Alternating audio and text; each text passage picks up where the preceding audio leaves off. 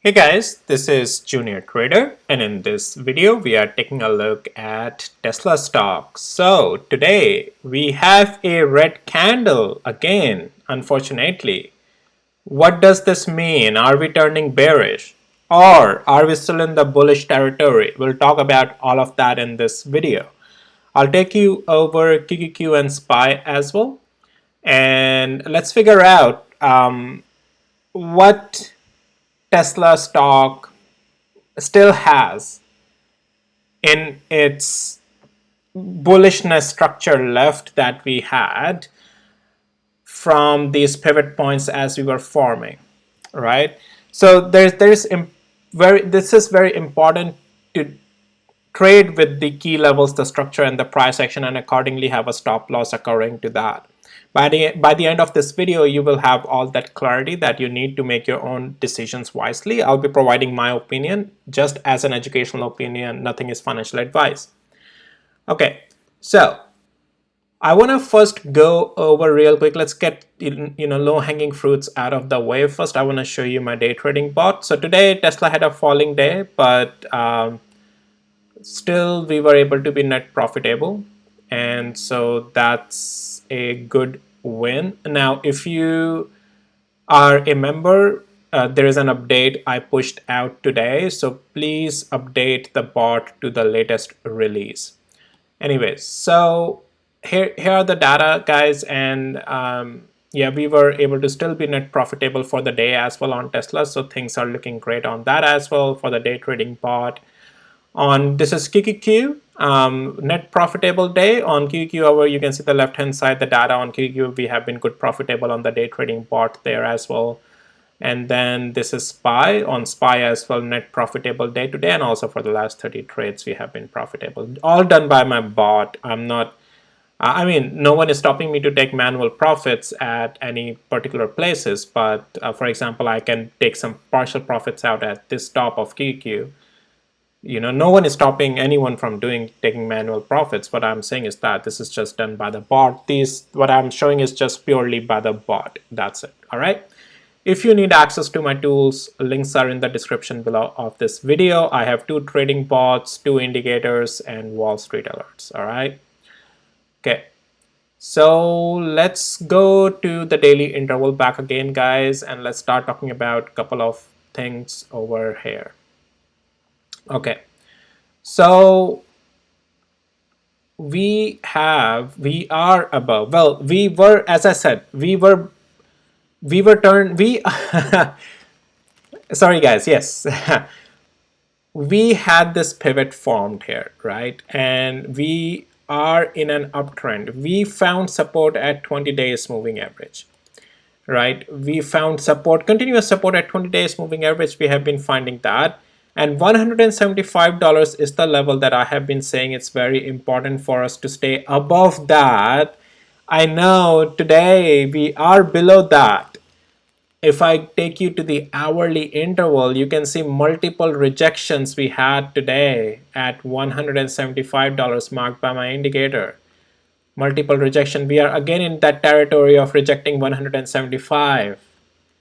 That's a problem. But wait, is this problem big enough? Is it problem big enough that we are bearish? Well, not quite yet. Why so?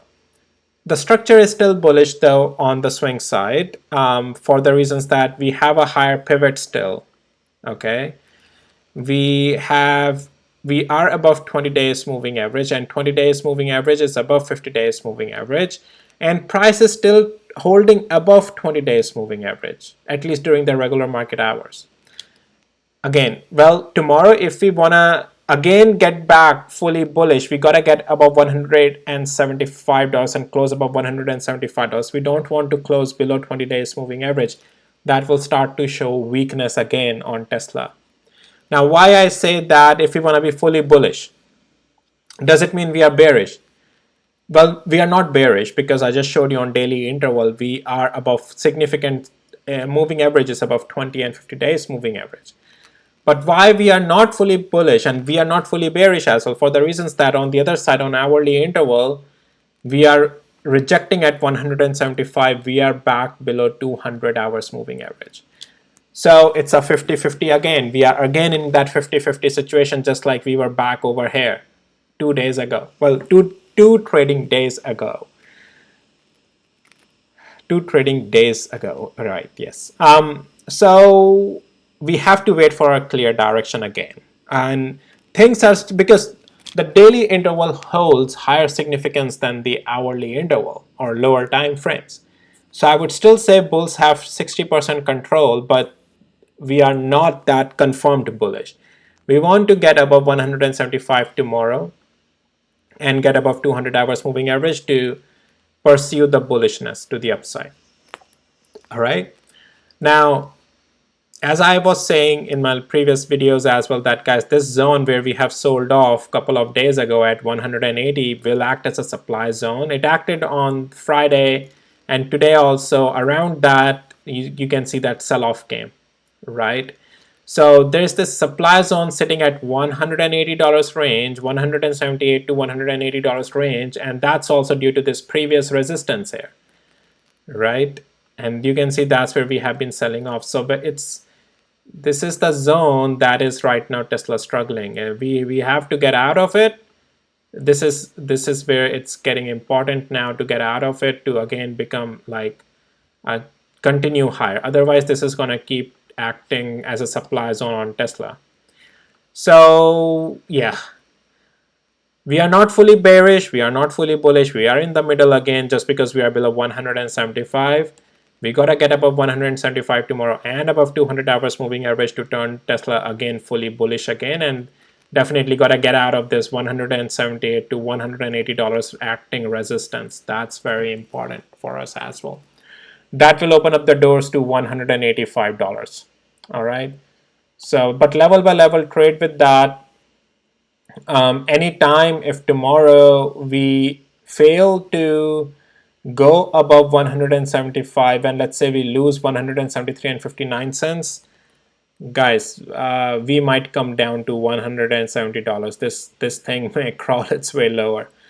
So just keep that in mind, okay? Just be careful with that. Cool. Well, guys, that's pretty much it for this video. Nothing complicated, simple, easy peasy. If you found this video helpful and valuable, hit the like, subscribe, and with that, again, trade level by level. All right. Oh, well, guys, just one more thing before wrapping up. So I gave you the downside, what to watch for the downside. For the upside, it's not far away from being an intraday long play as well. Like if we are above 175 and even get above 50, I would highly suggest let it go above 20 hours moving average as well. We can go higher as well. You are watching 200 hours moving average as well pretty much. For if we break out above, can be long play, but below 175, if we stay below that, it can, yeah, unfortunately give some short plays tomorrow intraday. Alright guys, that's it for this video. Again, if you found it helpful, valuable, hit the like, subscribe. If you need access to my tools, links are in the description below. 2 trading bots, 2 indicators, and Wall Street alerts. With that, I'll see you in my next videos, guys. Take care. Bye.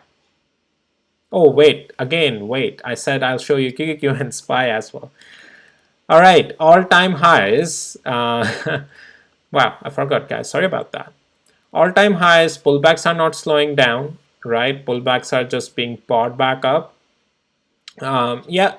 Not bearish. Any structure change it would happen on it will be below 449, but right now I'm not seeing any signs of that.